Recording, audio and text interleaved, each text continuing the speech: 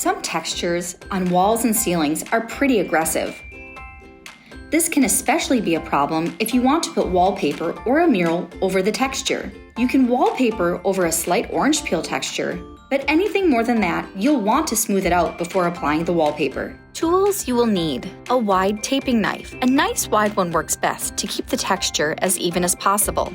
A drywall mud pan. Joint compound. A smaller taping knife for scooping out the joint compound. A few sanding blocks. Paint or primer, and a paint roller.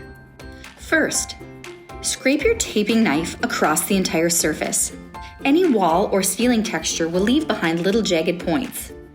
Some of these are worse than others, but if you scrape your taping knife along the surface, you can knock off these points and make sure the surface is a little smoother. This helps the joint compound go on easier. Some textured surfaces will be too aggressive for this and may require sanding. Second, apply a thin layer of joint compound across the surface. Using a small taping knife, scoop out your joint compound and put it in the mud pan. Use the long taping knife to apply an even layer across the entire textured surface, working in areas about 2 foot by 2 foot. Scrape any excess off to get the surface as smooth as you can. Do this across the entire area and then allow it to dry for about 4 to 8 hours. If needed, sand and reapply.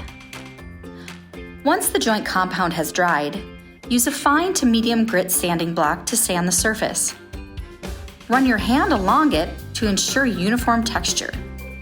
If needed, add some joint compound to any areas that may not have been covered the first time.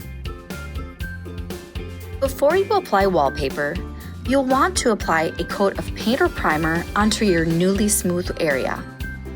This will help the wallpaper adhere better to the surface. Allow your painted wall to dry for at least 72 hours before installing your wallpaper or mural. With this little but very important task out of the way, you are ready to install your beautiful wallpaper or mural.